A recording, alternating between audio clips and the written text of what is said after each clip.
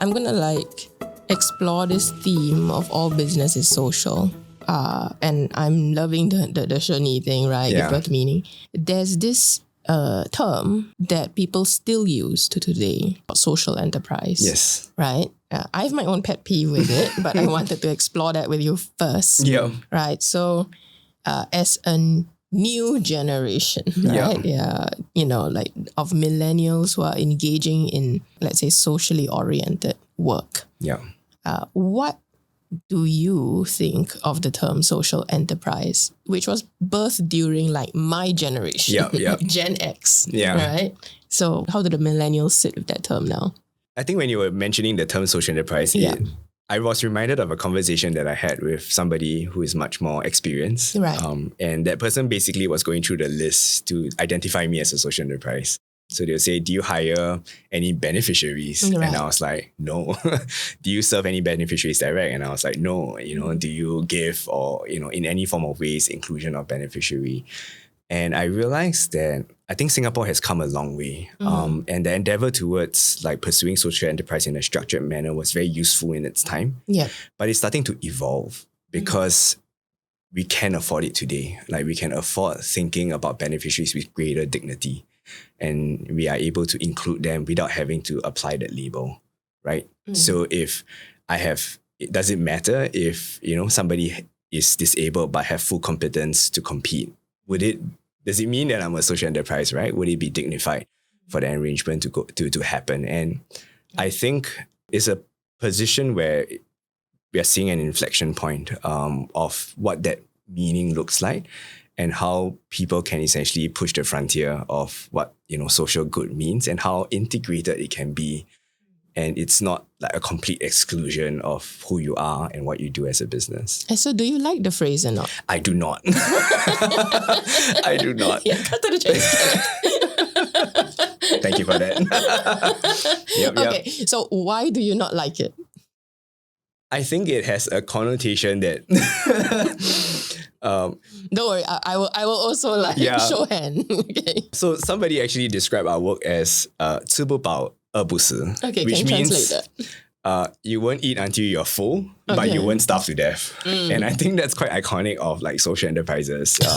We are in a very strange posture where if we make too much money, people question, the social good they're doing. If we make too little, you can't actually scale in your impact and you can't grow. Yeah. And yet they will scold you for that. Exactly. And I think there's just no winners, right? There's no way for us to satisfy anybody. And I think it's quite a lousy position to be in. Yes. Yeah. So with corporates, when we speak to them as an enterprise. There's no social conversation with it. With NGOs, we speak to them as a social consultant. And I think we hold that distinction quite clearly in that sense. I agree with you. I think when I first got into the scene when I was 25, social enterprise was a term that just started being used in Singapore. It was used quite often overseas already. And I remember at that time when people labeled us as you're a social enterprise, it was just a convenient term, I guess. But the more you listen to the way people talk about social enterprise, especially business-oriented people, it drives me crazy because it's social enterprise is this cute thing, which doesn't know how to do business because they have this social orientation, which is very sweet, but our CSR way does more than your social enterprise. And I guess it grates me because of what I share your belief that all businesses ought to be social. So why are we saying there's this term called social enterprise? Yeah. And every other business gets to be antisocial. Yeah, exactly. That's what I find quite confronting. But I think it has changed in your era, especially as CSR starts becoming less and less popular. Yes. And now it's much more not trendy, but it's every business now has to be sustainable. Yeah. That's the new term, right? We have to be integrated. We have to integrate economic justice, climate justice. Your giggle tells me you have like many thoughts on that. Right? It's the whole ESG thing. Yeah, that's correct. Right? And I'm actually appreciating the shift in meaning. But I do find it striking that in Singapore, we still hold on to that term, social enterprise, and seem to still find it a bit of a struggle to either reframe it or let go of it. And I'm wondering, like, what are your thoughts, particular to the local scene, of like, how shall we relate to this term right now? Should we stop using it? Should we go ahead with it? Or should we just like clarify? For me, I think it's very clear. Non-profit. Business. You're right. You know. Yeah, I get it. Yeah. I genuinely believe that there are spaces where social enterprise ought to still be in place. Yeah. So there are some unique areas that could make it very special. So for instance, like equipping of ex-offenders, which is a very niche like space where you can have potentially the prison services as your primary client, so to speak.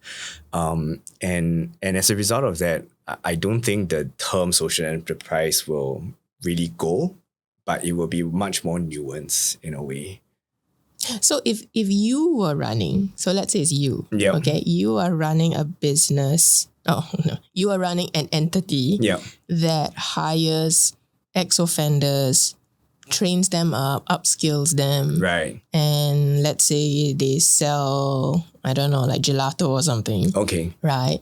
So would you say, hi, I'm a social enterprise, or hi, I'm a business, or hi, I am a kind of a non-profit organization, but we have this like gelato business on the side. Okay. Like for you strategically, as a consultant, what would you do? You have caught me. It will be a business. Right? Yes. Sorry, the one that I was specifically referring to would be like Agape. Like call centers, and I think there will be a transitional space, meaning that if future call centers are being birthed out of Agape, then yes, there will be businesses. But Agape's role is very focused on rehabilitation and providing the transitionary space there. So I think the nuance of that engagement would matter, not necessarily the type of business in that sense. I think that there is a struggle for those of us who want to do work in the social sector or to help the vulnerable.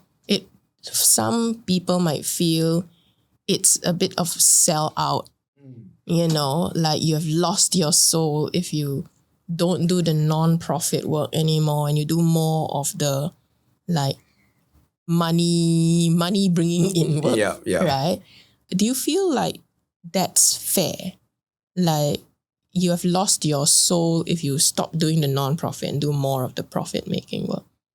Because I think that is a perspective that some have, and that's why they would rather not make money and just go down the non-profit route. I think with or without the money, the presence of value is always there. Yes. And I always see money as a side point.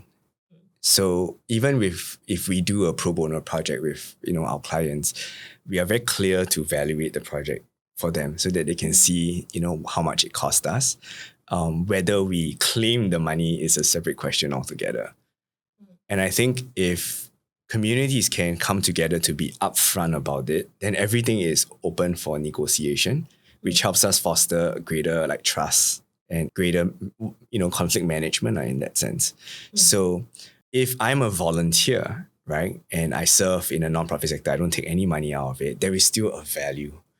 And I think as we actively acknowledge that, then our perception of value in the social sector will start to, deepen. And the way we appreciate, social workers, the way we appreciate charities for what they do, relentlessly, I think will start to deepen a lot more.